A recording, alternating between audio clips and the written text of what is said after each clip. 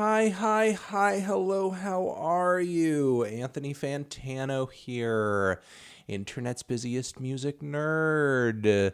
You know who it is, and it's time for another edition of the weekly track roundup, where I go over what I felt were the worst and the best tracks of the week. You know what it is. All the songs, of course, that I mention in this video are linked down below in the description, so you can check them all out for yourself, whether I enjoy them or not. And first, a couple of things before we get into all of these tracks. Our Turntable Lab link is down below as well. We get kickback from that. Get yourself some colorful vinyl and all that stuff. Or you can hit up our Patreon page and get some cool, excellent bonus monthly content for a very small and affordable monthly tier. And it helps us, helps the channel, and you get some cool stuff in the process. So, yeah, why not? Why not? All right, worst tracks of the week. We have a handful. We have a packed episode this week, people. Quite a bit of music dropped. Let's go. We have this new track from Youngblood featuring Denzel Curry, which is god-awful. I cannot stand it. It's titled Lemonade. And Denzel Curry is really the only redeeming thing on this track. I think really all I can do is leave it at that. This track was terrible in too many ways to describe, truly and honestly. Moving on from there, this Japanese house track, Dion, Justin Vernon.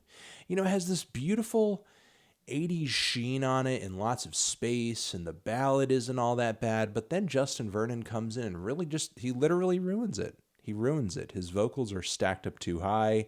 They sound like they are like compressed and overdriven to death. Everything under his vocals gets like really distorted too. It's quite hideous, the transition this track takes. If only things took a lighter approach, I don't know, but it really sounds like a mess. All right, Tech Nine has a new project out, More Fear, and there's a standout track from it. One that you may be morbidly curious about, featuring Hobson, Corey Taylor, and Great Bitch Slap. It has some heavy nu metal guitars on it, and just badass Hobson raps and Corey Taylor scream raps. It's quite the experience. It is quite the experience. You know, it's really one of those so bad it's kind of a spectacle, and you enjoy it anyway moments. We also have this new track from Chongle Nomad, Provider. Thought the vocals really could have used a redo on this. However, this is sort of the second part of a new single she has put out. And the A-side of the single, On Fire, I actually love and made it into the best track section. So I guess we'll talk about that track later. But again, I think the vocals are just a little too sloppy on this cut and could have used a redo. And we also have this new track from Charlie Puth and Black Bear. I feel like the Black Bear formula is just collaborate with somebody and make the most boring and gentrified R&B possible, and then come out with a track that people, I guess some people love. I don't know, but Charlie Puth basically falls into that same formula here with Hard on Yourself, and it is absolutely uninspired, drab, and I don't know why it exists. Let's move into the meh section. The tracks I was not blown away by, but they were still in need of a shout out, I thought. You might enjoy them more than me. Ba-Bam, a new track from the Mountain Goats, Getting Into Knives, new record on the way. While I thought this song was an improvement over a lot of the stuff on the last record, which I've never heard a Mountain Goats album so bad. To me, the vocals and the very rough and driving instrumentation reminded me of something like from the Tallahassee era, but maybe not quite as good. I don't know. I mean, it certainly has potential, and maybe it'll grow on me a little bit more when I hear it in the context of hopefully a much better album. But try it out for yourself. We also have this new track from The Killers over here, Dying Breed. I think it has some admirable qualities to it, but for the most part, it just sounds like a Born to Run era Bruce Springsteen ripoff with a somewhat overblown chorus. Decent performance, and it's got heart. It's got passion. It just kind of needs a sound other than Bruce Springsteen. We also have this new track from the Flaming Lips. They saw fit to release the quite a few tracks from this new record so far, but Will You Return and When You Come Down is the opening track to their new record, and it's a kind of shimmering and somewhat sour and off-putting psych pop ballad that's super mellow and spaced out. Give it a try. Give it a taste. We also have this new track from Paul Bearer over here, which I did not enjoy as much as the first teaser to this new record. Rite of Passage is the name of this one. Felt a little more psychedelic in tone, and the vocal performance I thought was a little off, and some of those delays and reverbs I felt hurt the translation of the riffs and the instrumentation, but I don't know. If you like a little psych in your doom, why not? We also have this new track from Nikki over here, 88 Rising's Nikki Luz. This song is basically, for all intents and purposes, the standard, glistening, pristine, spotlit piano ballad with strings and all that. Tried and true formula, not bad in concept, but if you're going to go this route, you really have to, not even kill it, mercilessly murder it vocally. And I feel like as far as vocal performance, Nikki did not go quite far enough. Tune is fine. Instrumentation sounds great. I just thought the vocals could have gone a bit harder as far as, high notes hit and just emotional potency. I just feel like the vocals could have pushed it further. We also have Nickelback. Devil Went Down to Georgia. I maybe some of you are surprised that this is making it into the meh section and not the worst section. Last week we heard that, or rather I referenced that cover of this very song that Korn did with Yellow Wolf, and that was honestly so bad that by comparison it makes this one sound not too bad. And honestly, if you told me this was some other band, not Nickelback at all, I would have thought it was okay.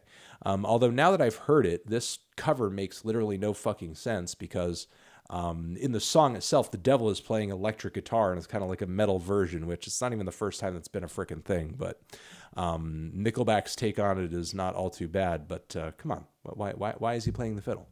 He plays the guitar in the freaking, whatever. Let's move on.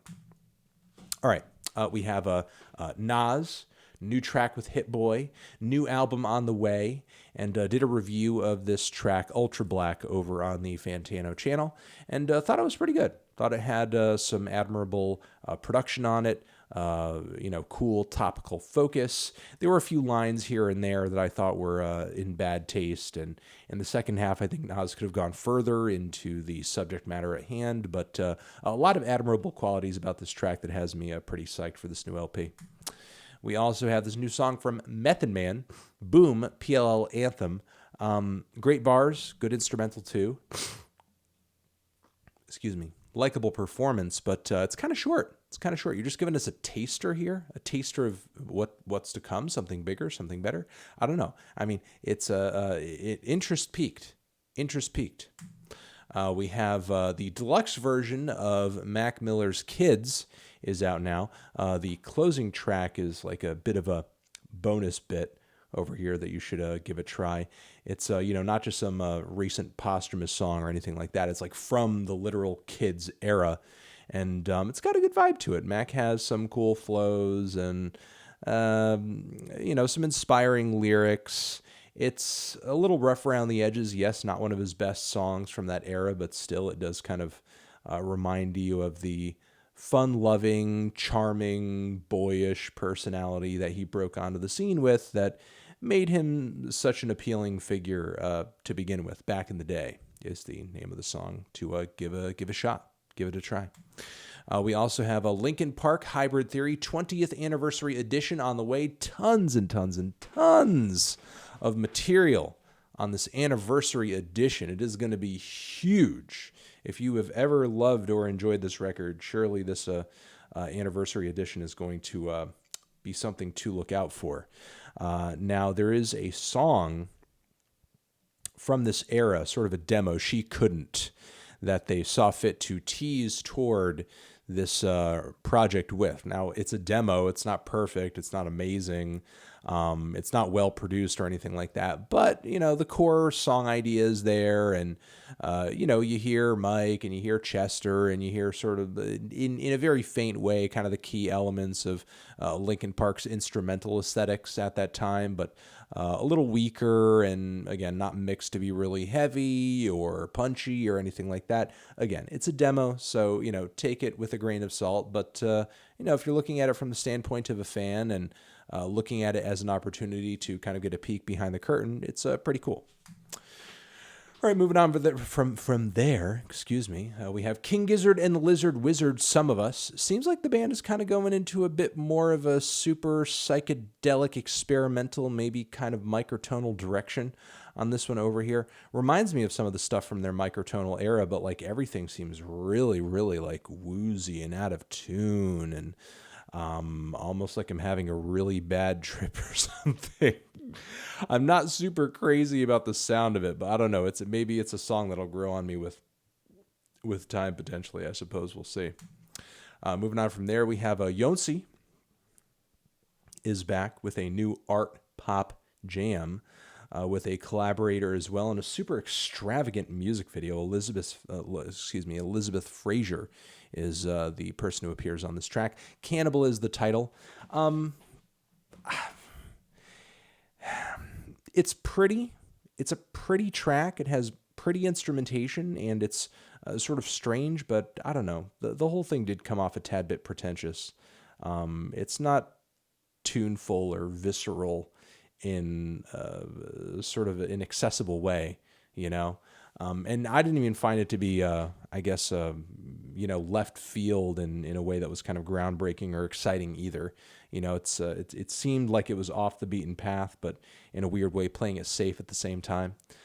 Hard to describe in that way, but I don't know. The last single felt much riskier by comparison.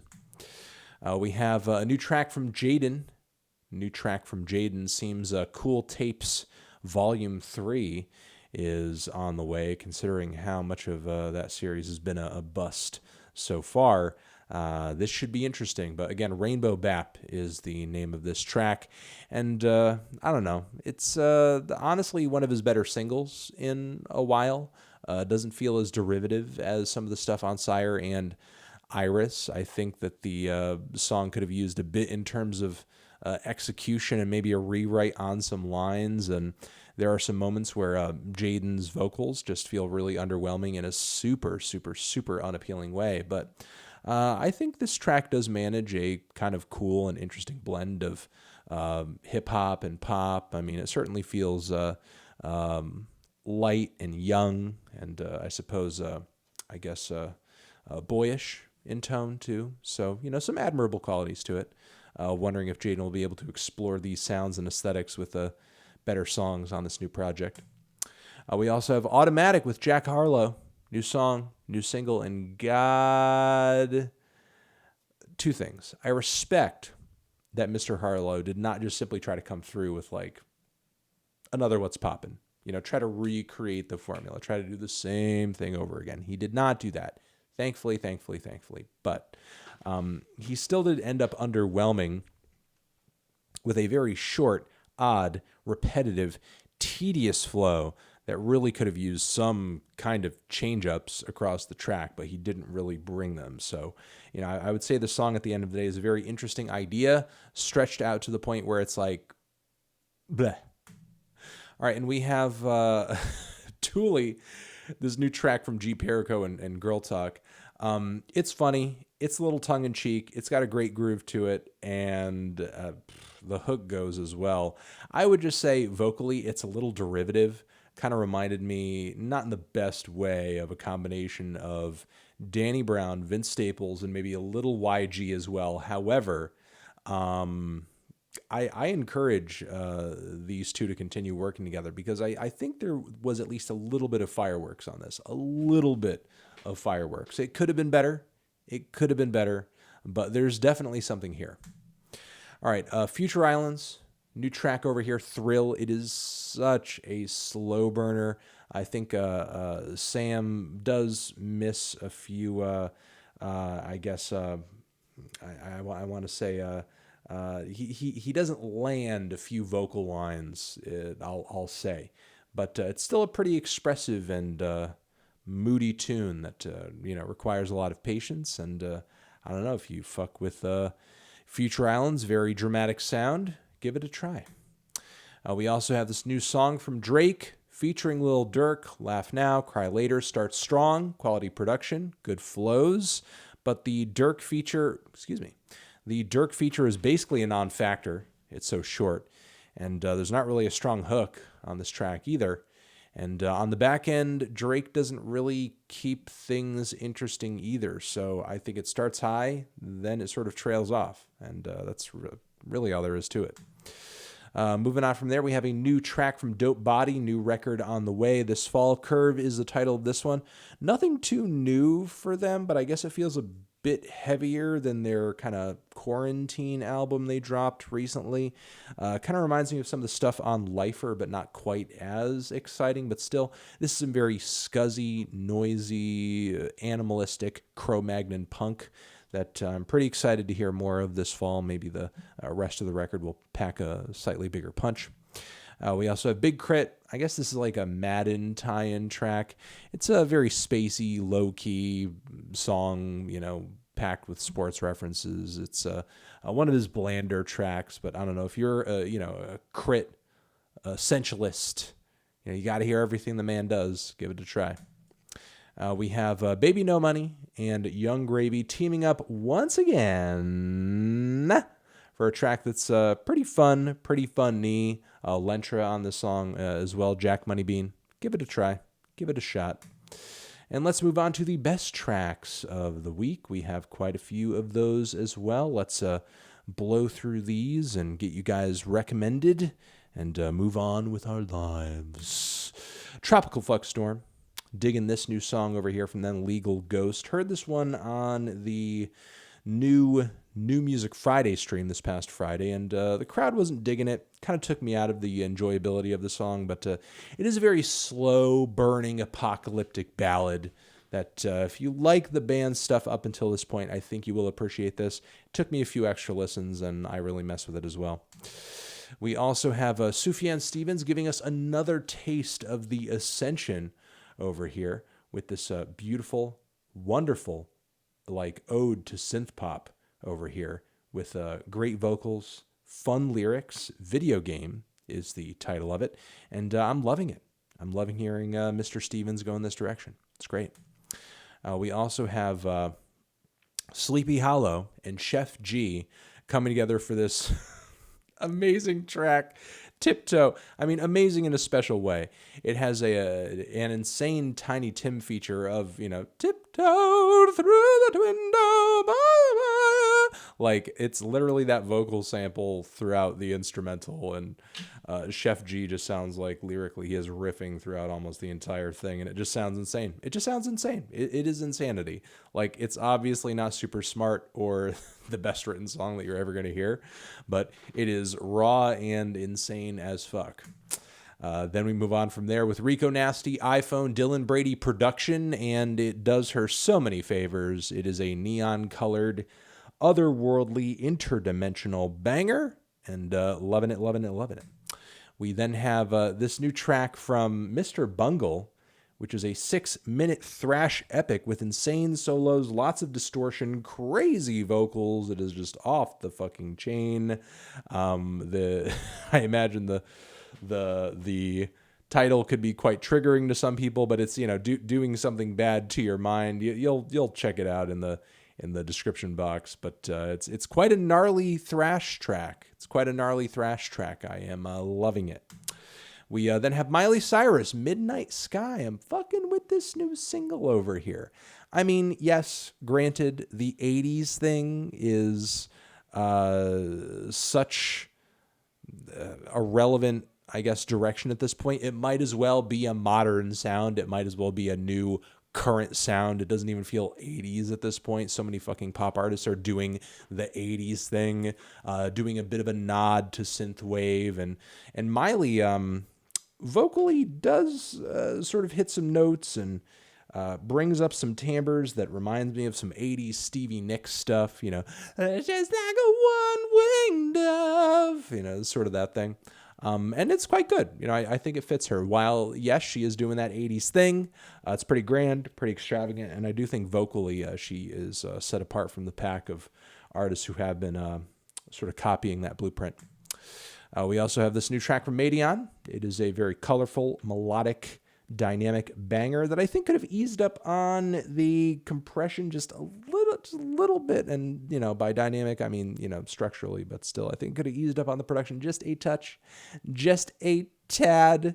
And I think the Prince here would have sounded a lot better, but still, it is quite a great track. We also have Internet Money with Gunna, Nav, and also a Don Toliver on here who kills the hook. And Gunna and Nav are sounding uncharacteristically like alive and just awake and together on this song. And production goes as well. Even though this is not typically my thing, this is a really great highlight for this week. We also have Model Village, amazing new track from Idols. God, it's got a nice post-punk flair to it. Kind of reminds me of Public Image Limited a little bit, and a few other things too, but it's nasty, gnarly, smart, and groovy. We also have Earthgang over here, powered up, awesome new banger from them. Great flows, great instrumental, psychedelic, left field, creative, fun, colorful, animated, and just fantastic. We also have this new remix of Dua Lipa with Madonna and Missy Elliott, like really the gods aligning on this freaking track.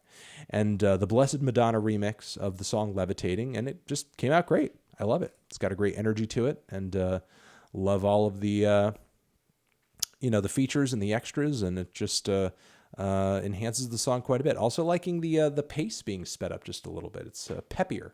It's quite peppy.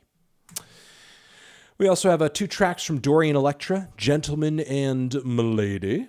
I think Dorian is definitely onto something with this slightly darker, harsher sound, and also, I don't know, just what they're going for, I guess conceptually, with the male-female dynamic and the fedora culture and the bimbo culture being explored in the lyrics and the visuals. And I don't know. I just think Dorian's onto something here. Just 2 great, fun tracks. I wish they were a tad bit longer, but, you can listen to these 2 bangers together, and it's not a big deal. We also have, again, that song that I said earlier from Chongle Nomad, The Other Side of this 2-part single, On Fire, that I thought was quite good. Ugh, so many amazing parts of this song. Like, the vocals actually work quite well on this track, and loving the beat, loving the groove. There are elements of it that remind me of LCD Sound System. There are elements of this song when we get those kind of wailing, melting synthesizers that remind me of like 9 Inch Nails, like in the very final moments. But a lot of cool elements to this track, and just goes to show how creative. And I think, as people come to realize, her potential, groundbreaking production ideas on this song, just fucking with it. We also have Chika, who is dropping this track shortly after her XXL freshman cover announcement. Netflix tie-in on this track. Quite poppy. It's got a bit of a Lauryn Hill conscious hip-hop vibe to it, but if you kind of distilled that into something a bit more commercially viable, I would say. But My Power, it's a great track, great cut, great highlight. Good lyrics, good energy, uplifting in tone. Give it a taste. We also have this new track from Benee over here, which I am liking quite a bit. It seems like Snail is the title of it. It seems almost like taking a lot of those quirky bedroom pop and bedroom production aesthetics, but turning them into something that sounds like it's ready for the mainstream. And it's quite good in that sense. It's quite good in that sense. I feel like it stays quirky, stays colorful, stays a little funny, stays a little weird, stays a little alternative, while still delivering something like really punchy and sugary, and I think in a way addictive, for sure. We also have this amazing new cut from Anderson .Paak. Great groove, great bass line, super funky, fantastic drums too. Killer vocals from Anderson as well. The Rick Ross feature is quite tasteful. And yeah, Anderson is definitely on a freaking streak as of late. We have a new single from Anamanaguchi, Vancouver. They're really kind of bringing it back to that punky sort of chiptune vibe that they were known for back in the early days, and it's kind of cool to hear them throw back to that a little bit. And finally, Alexis Marshall of Daughters fame has a new single out, new album on the way, and this song over here is like basically all of the manic, insane, and very tense elements of Daughters, new record, but taking all of the visceral, cathartic rock elements out of the picture and just leaving you with like Alexis's insane rants and screams and like lots of kind of grating, somewhat ambient noise, but done with kind of familiar instrumental timbres, and I don't know, nothing too like weird or abrasive in terms of like, does it sound like power electronics? No, nothing like that. But just kind of sounds like a slightly more insane version of what you guys may have enjoyed on the Daughters record. And I'm loving it. I think it's great. Might not be for everybody. Probably not for everybody, but I think it's quite good. All right. Again, like I said, that's going to be it for this video. Hopefully you got some good recommendations out of it, and I will see you in the next one. Anthony Fantano, weekly track roundup forever.